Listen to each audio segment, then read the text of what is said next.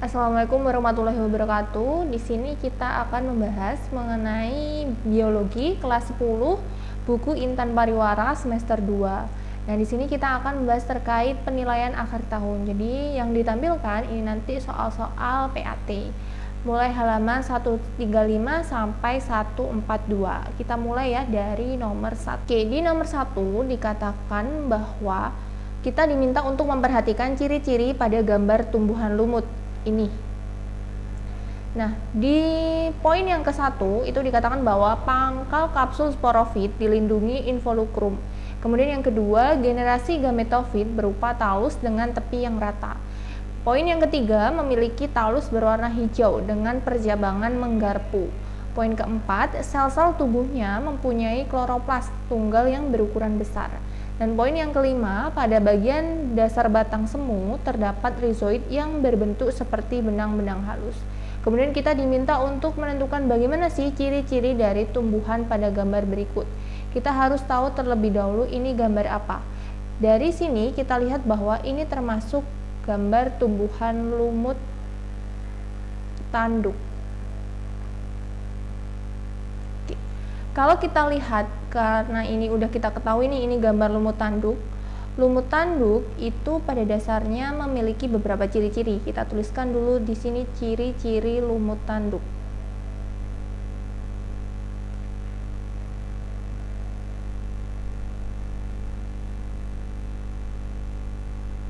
Ciri yang pertama yaitu pada lumut tanduk itu memiliki kloroplas yang tunggal. Jadi kloroplasnya itu tunggal tapi ukurannya besar.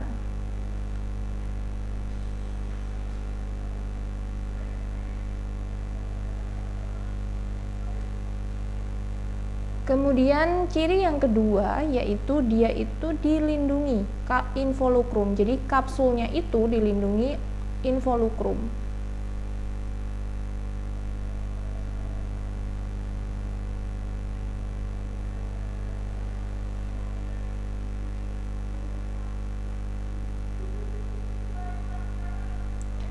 Kemudian ciri yang ketiga, kan lumut itu memiliki dua fase, yaitu fase gametofit yang nantinya akan menghasilkan gamet atau sel gamet yaitu jantan dan betina, dan fase sporofit yang nantinya akan menghasilkan spora.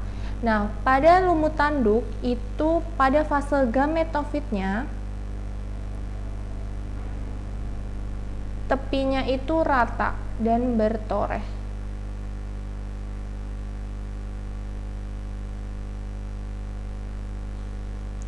Nah, oleh karena itu, apabila kita kembali ke soal ini, maka kira-kira mana jawaban yang tepat?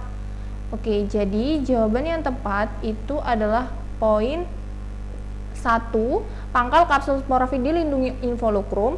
Kemudian poin 3, yaitu memiliki talus berwarna hijau dengan percabangan menggarpu. Maka pilihan mana jawaban yang tepat? Oke, jadi yang pertama itu yang tepat adalah pangkal kapsul sporofit dilindungi involucrum.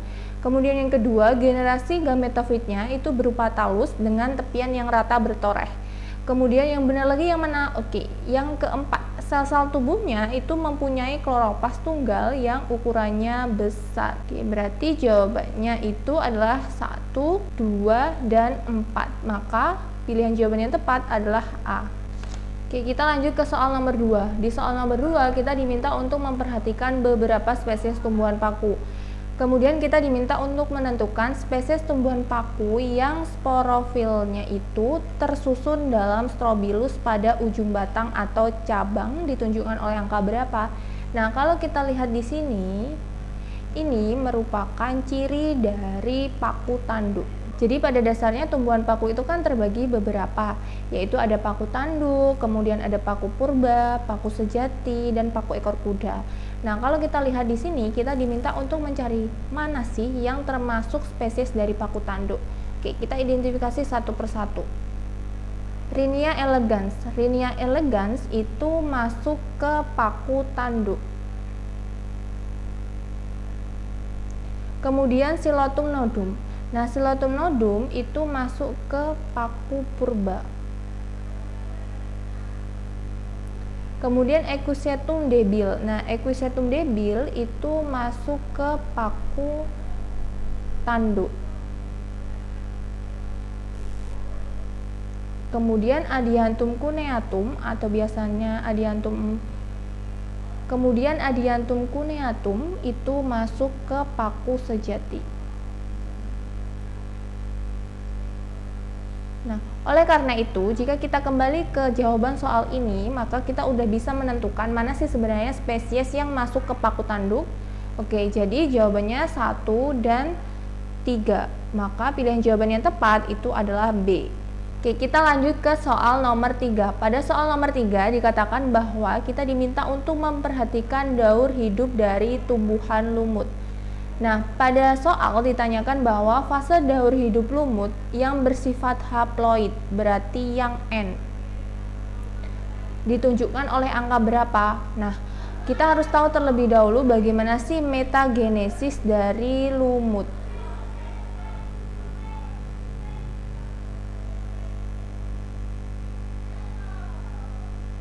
Metagenesis itu adalah pergiliran keturunan. Jadi apa yang bergilir yaitu pergiliran keturunan antara fase gametofit dan fase sporofitnya.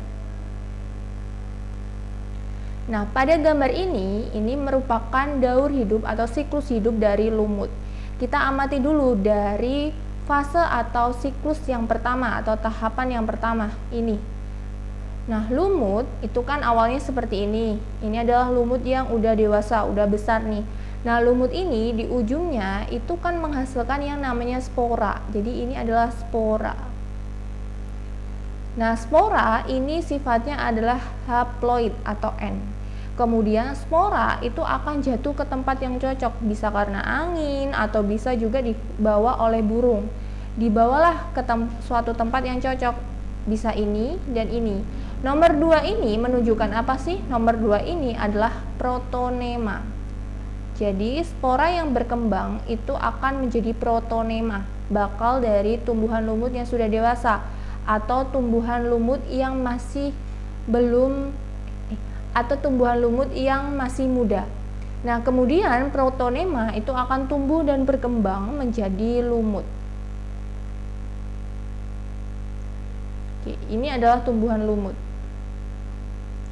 Nah, pada tumbuhan lumut itu kan memiliki atau menghasilkan yang namanya gamet. Jadi yang ketiga ini adalah fase gametofitnya, yaitu menghasilkan gamet betina dan gamet jantan. Gamet jantan itu disebut dengan archegonium. Kalau gamet betina itu disebut antheridium. Masing-masing gamet itu sifatnya N. Jadi untuk gamet jantan itu haploid, gamet betina itu juga haploid.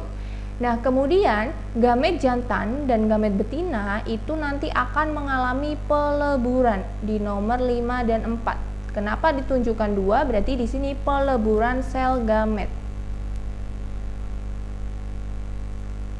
Nah, peleburan sel gamet itu nanti akan menghasilkan yang namanya zigot.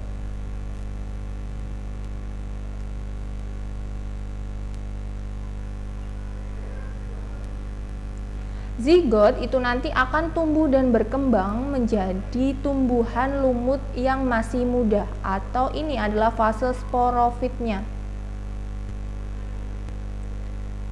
Di sini dari zigot ke sporofit itu sudah bersifat 2N. Kenapa 2N? Karena kita lihat tadi bahwa ada peleburan sel gamet. Sel gamet tadi masing-masingnya adalah N. N ditambah N menjadi 2N atau diploid. Maka kita bisa mengetahui bahwa pada fase daur hidup lumut yang sifatnya haploid itu mulai dari spora, kemudian protonema, dan tumbuhan lumut.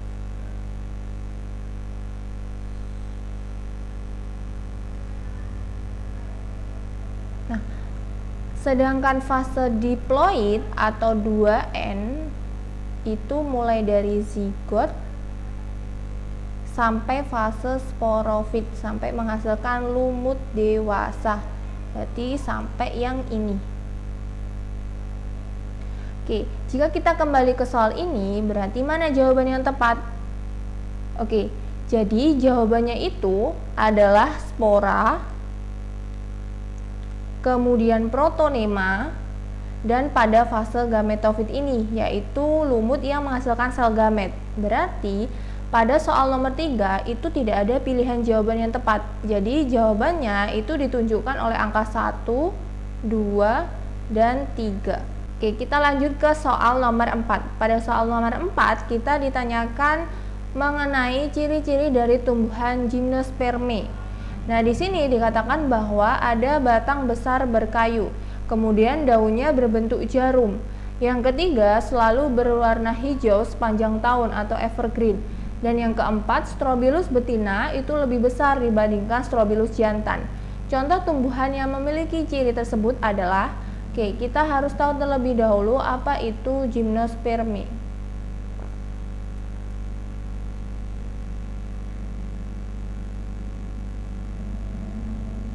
Gymnospermae itu adalah tumbuhan berbiji terbuka.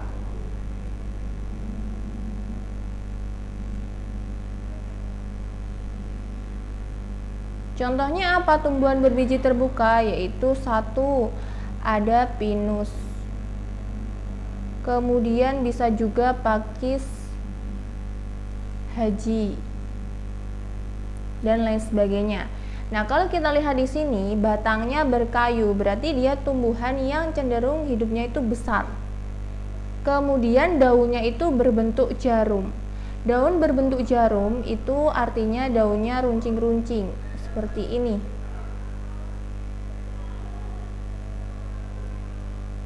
Nah, kemudian selalu hijau sepanjang tahun. Kemudian Strobilus betina lebih besar dibandingkan Strobilus jantan. Nah, jika kita kembali ke jawaban soal ini, berarti mana jawaban yang tepat?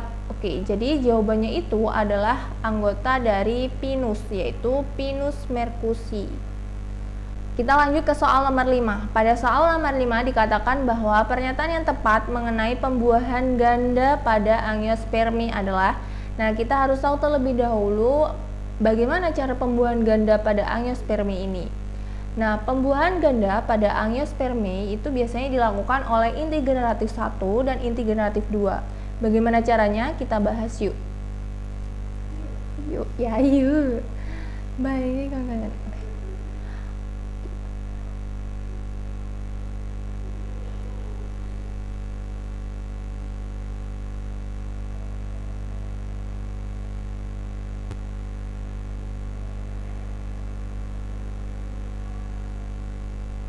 Oke, pembuahan ganda Angiospermae artinya itu adalah kepala putik dijatuhi oleh benang sari. Jadi benang sari akan jatuh ke kepala putik.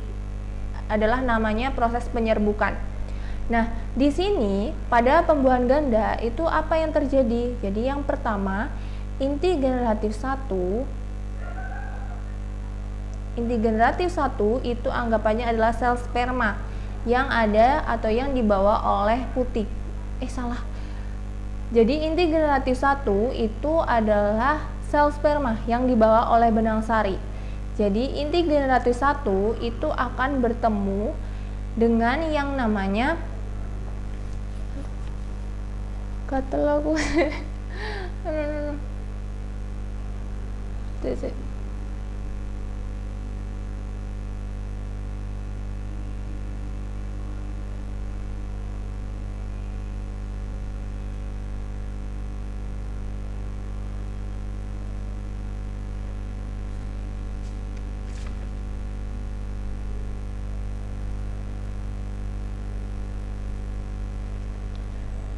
Jadi inti generatif 1 itu nanti akan bertemu dengan sel ovum atau sel telur yang ada di tumbuhan Angiospermae. Kemudian terbentuklah yang namanya zigot. Nah, sedangkan bagaimana pembuahan ganda yang kedua? Jadi pembuahan ganda itu kan berarti dilakukan 2 kali. Ganda itu kan artinya 2. Kalau yang kedua itu nantinya dia akan menghasilkan cadangan makanan. Gimana prosesnya? Jadi prosesnya seperti ini. Kan ada inti generatif 1, berarti otomatis ada yang namanya inti generatif 2. Nah, inti generatif 2 apakah dia bertemu dengan sel ovum?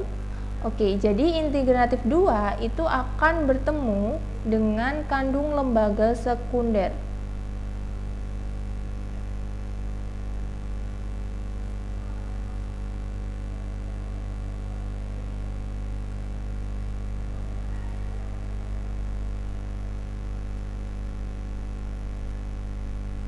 Setelah dia bertemu dengan kandung lembaga sekunder, maka akan membentuk yang namanya endosperma. Nah, endosperma ini untuk apa fungsinya dalam tumbuhan? Yaitu untuk cadangan makanan. Oleh karena itu, jika kita lihat di jawaban di sini, maka pilihan jawaban mana yang tepat? Oke, jadi pilihan jawaban yang tepat adalah C.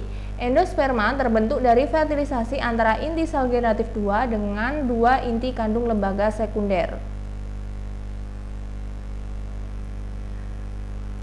Oke, kita lanjut ke soal nomor 6. Pada soal nomor 6, kita diminta untuk memperhatikan gambar.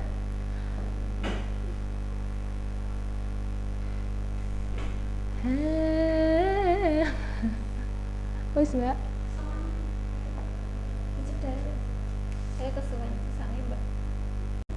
Oke, kita lanjut ke soal nomor 6. Pada soal nomor 6, kita diminta untuk memperhatikan gambar nih. Hewan seperti pada gambar tersebut dapat dikelompokkan ke dalam kelompok yang sama dengan titik-titik. Nah, kalau kita lihat di sini, maka ini gambar apa sih? Ini adalah gambar semut rangrang.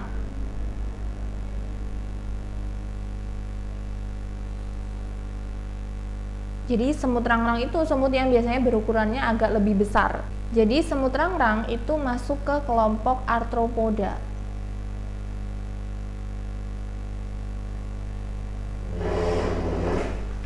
Oke, jadi kelas arthropoda itu ada beberapa. Yang pertama itu adalah kelas krustasea. Nah, kalau kita lihat di sini, krustasea itu apa contohnya? Jadi, krustasea itu contohnya udang, lobster, itu masuk ke krustasea. Kemudian kelas yang kedua itu yang namanya arachnida.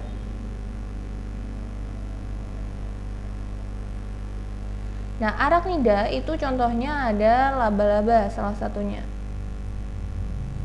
Bukan bala-bala ya. Kelas yang ketiga itu adalah myriapoda. Nah, myriapoda itu dibagi menjadi diplopoda. Nah, myriapoda itu dibagi menjadi diplopoda. Nah, myriapoda itu dibagi menjadi diplopoda dan ada silopoda. Berarti kita tuliskan dulu diplopoda. Nah, contoh dari diplopoda itu adalah keluwing. Kemudian kelas yang keempat itu tadi ada silopoda.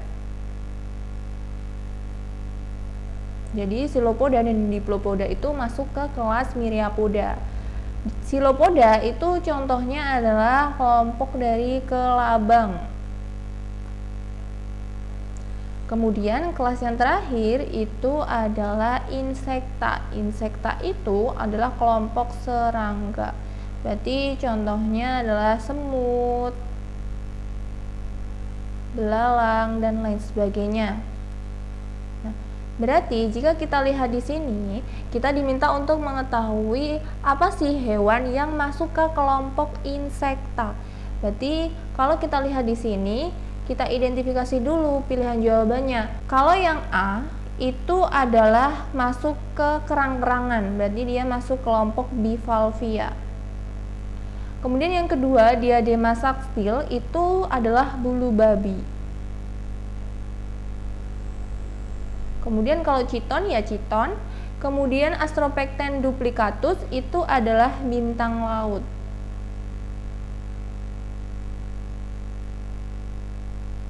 Kemudian ada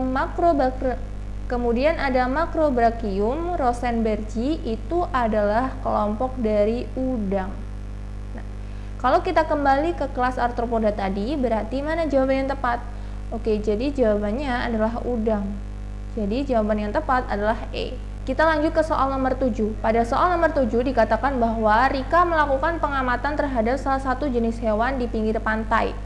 Hewan tersebut memiliki tubuh yang terdiri atas cephalothorax, artinya dada dan kepala itu menyatu, dan seta, kaki yang beruas-ruas, mempunyai karapas yang melindungi cephalothorax atau bagian dada dan kepala yang menyatu tadi.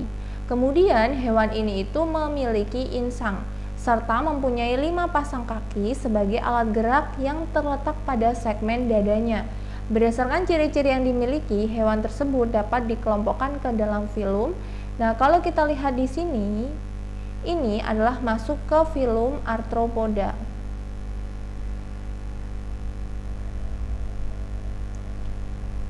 Kenapa hal ini bisa terjadi? Karena kita lihat cirinya, hewan tersebut memiliki tubuh yang terdiri atas cephalothorax. Kemudian, dia memiliki insang dan memiliki segmen-segmen dada. Kita lihat bahwa ciri arthropoda itu adalah tubuhnya bersegmen.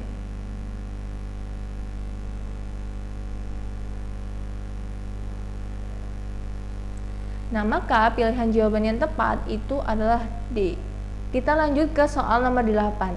Saat berkunjung ke kebun binatang, Sarah mengamati hewan yang memiliki tubuh terbungkus sisik dari zat tanduk dan rambut, serta memiliki yang namanya lidah kecil dan panjang.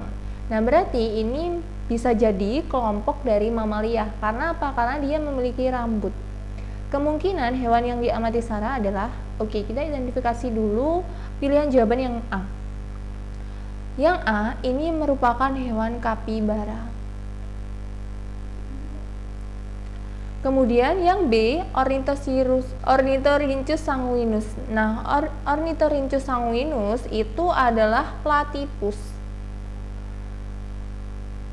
Kemudian Macropus giganteus. Macropus giganteus itu adalah kanguru. Kemudian Manis javanica. Manis javanica itu adalah terenggiling.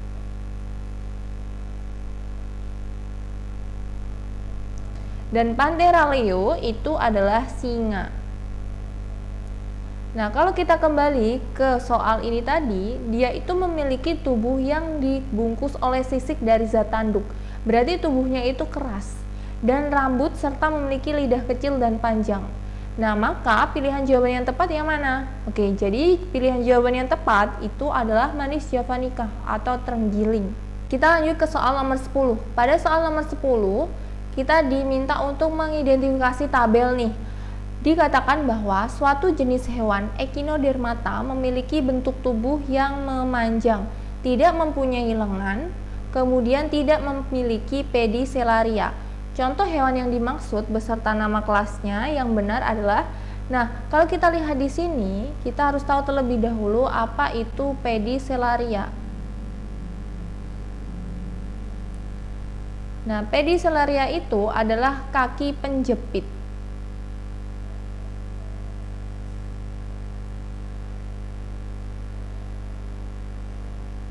Berarti hewan ini tidak memiliki yang namanya pedicelaria atau dia tidak memiliki kaki penjepit. Nah, kira-kira mana yang masuk ke hewan Echinodermata yang tidak memiliki kaki penjepit dan tubuhnya itu panjang? Jadi yang masuk ke hewan Echinodermata di mana dia tidak memiliki pedicelaria atau kaki penjepit itu adalah kelas dari Holoturia atau Holoturoidae, yaitu contohnya itu adalah teripang. Maka jawaban yang tepat itu adalah B, Cucumaria frondosa. Kita lanjut ke soal nomor 11. Di soal nomor 11 itu kita disajikan mengenai data ekosistem. Pada ekosistem sawah itu terdapat beberapa komponen. Ada 1 sampai 8 ya. Kemudian kita diminta untuk mengelompokkan kelompok atau komponen biotik dan kelompok abiotik dalam ekosistem sawah. Kalau kita lihat biotik itu apa sih sebenarnya? Jadi biotik itu seperti yang sudah kita bahas sebelum-sebelumnya. Biotik itu adalah komponen makhluk hidup. Berarti seluruh komponen makhluk hidup. Jadi misalkan tumbuhan, hewan, manusia itu adalah komponen biotik. Sedangkan abiotik berarti dari kata a itu tidak, biotik berarti hidup, berarti makhluk tak hidup. Artinya komponen fisika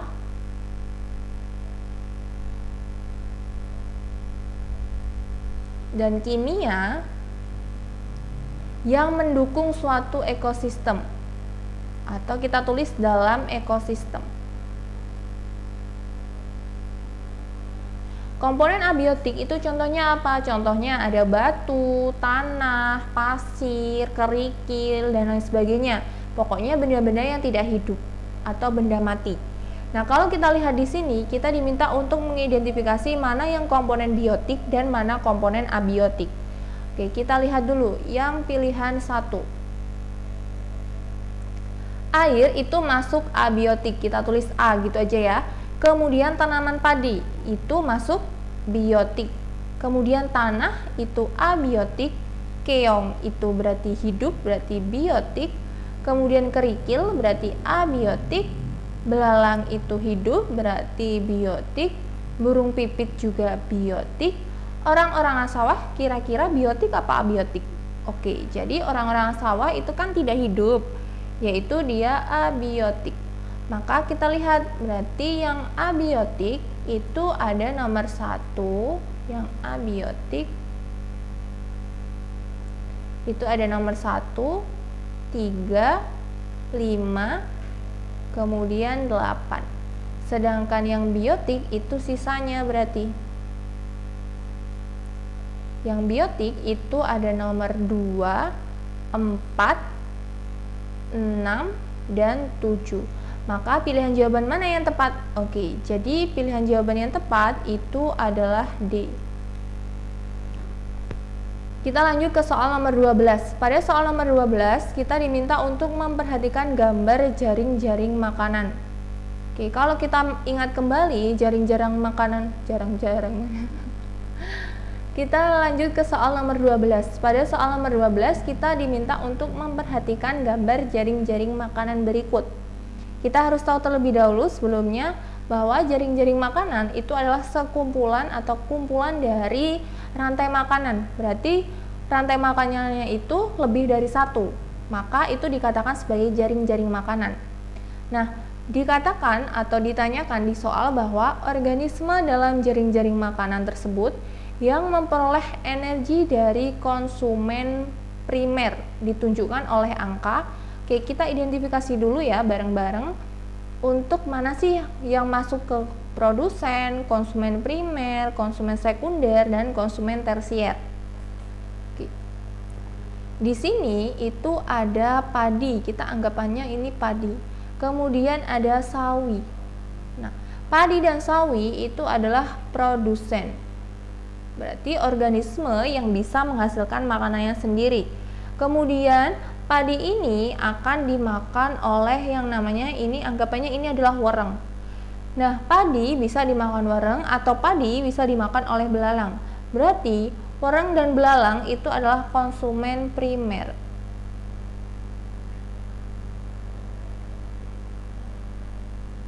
KP gitu aja ya. Kemudian belalang itu bisa dimakan oleh katak. Belalang juga bisa dimakan oleh burung pipit. Sedangkan wereng itu bisa dimakan oleh katak dan wereng juga bisa dimakan oleh burung pipit. Nah, berarti katak dan burung pipit itu adalah konsumen sekunder. Kita tulis KS gitu aja. Kemudian burung pipit itu nanti akan dimakan oleh elang, sedangkan katak itu akan dimakan oleh ular. Berarti di sini ular dan elang itu bisa masuk ke konsumen tersier.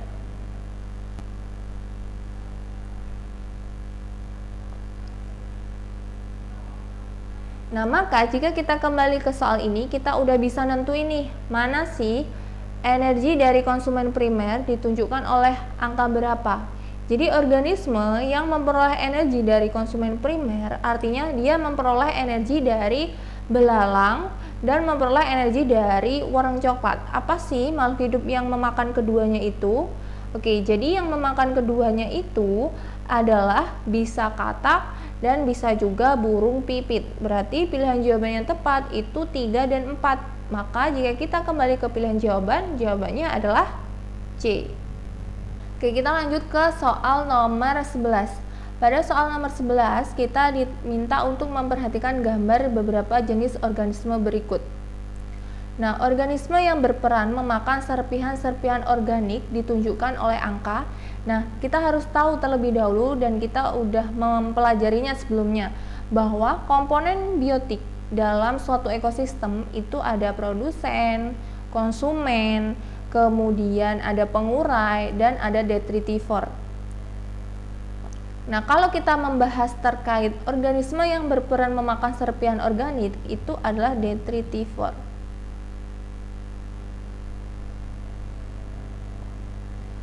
Nah, jadi detritivor itu adalah organisme-organisme pemakan bangkai biasanya, atau pemakan sisa-sisa makhluk hidup.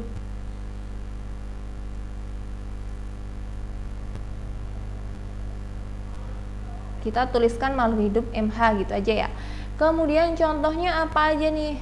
Nah, contoh dari detritivor itu biasanya kalau di daratan itu bisa keluing.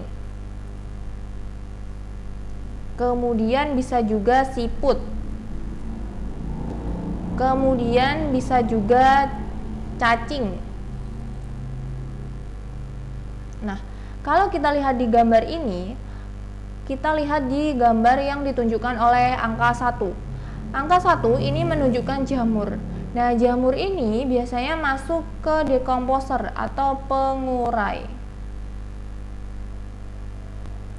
Kemudian di sini gambar nomor 2 itu adalah cacing. Kemudian 3 itu siput, 4 itu keluing, dan nomor 5 ini adalah ulat. Nah, ulat biasanya masuk ke konsumen, yang biasanya langsung memakan produsen secara langsung. Maka jika kita lihat di sini, berarti pilihan jawaban yang tepat itu adalah nomor 2, nomor 3, dan nomor 4. Berarti jawaban yang tepat itu adalah D. Nomor 14 ya.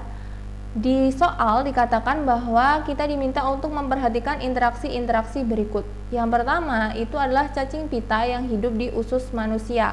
Kemudian yang kedua, ikan remora yang berenang di sekitar ikan hiu. Kemudian yang ketiga, burung jalak yang hinggap di punggung kerbau. Yang keempat, rumput teki yang hidup berdampingan dengan tanaman padi di sawah. Dan yang kelima, itu tumbuhan paku tanduk rusa yang menempel pada batang pohon mangga. Kemudian ditanyakannya apa? Ditanyakannya mengenai interaksi makhluk hidup yang menunjukkan simbiosis komensalisme terdapat pada angka. Nah, simbiosis kemarin kita sudah tahu bahwa simbiosis itu terbagi menjadi 4, yaitu simbiosis komensalisme, simbiosis mutualisme, simbiosis parasitisme, dan ada juga yang satu lagi simbiosis amensalisme. Karena di soal ditanyakan terkait simbiosis komensalisme, berarti apa sih sebenarnya simbiosis komensalisme itu? Jadi simbiosis komensalisme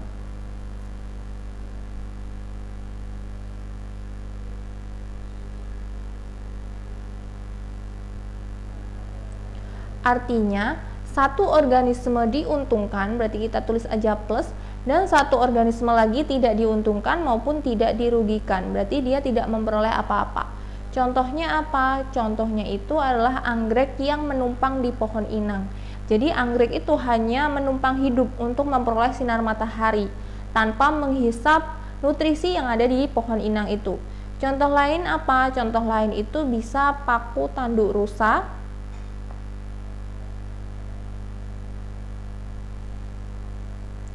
dengan pohon misalkan.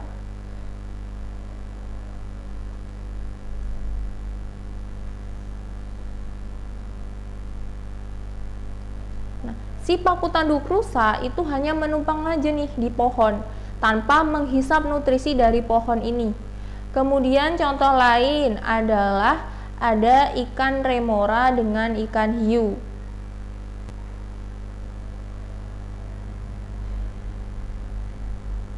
Kenapa ikan hiu dan ikan remora itu masuk ke simbiosis komensalisme? Karena kita lihat di sini bahwa ikan remora itu memperoleh nutrisi dari serpihan-serpihan makanan yang sudah dimakan oleh ikan hiu. Jadi ikan remora itu juga bisa berlindung saat ada musuh dan juga bisa memperoleh makanan dari serpihan makanan yang sudah dimakan oleh ikan hiu. tanpa merugikan ikan hiu ataupun tanpa menguntungkan ikan hiu. Artinya di sini terjadi yang namanya simbiosis komensalisme. Berarti jika kita kembali ke soal ini, pilihan jawaban yang tepat itu adalah di nomor 2 dan yang kedua adalah nomor 5. Berarti jawaban yang tepat itu adalah E. Oke, soal nomor 15. Pada soal nomor 15, kita diminta untuk memperhatikan gambar piramida jumlah. Kemudian ditanyakan bahwa rantai makanan yang tepat menggambarkan piramida jumlah tersebut adalah, kita tahu bahwa piramida jumlah itu adalah suatu piramida atau urutan makan-memakan dalam suatu ekosistem, di mana jumlahnya itu harus lebih banyak terlebih dahulu yang bagian bawah. Jadi kalau piramida jumlah itu biasanya bentuknya itu mengkerucut. Namun ada beberapa syarat dia bentuknya tidak mengkerucut. Contohnya seperti ini. Kalau kita lihat di sini berarti yang bawah itu adalah produsen.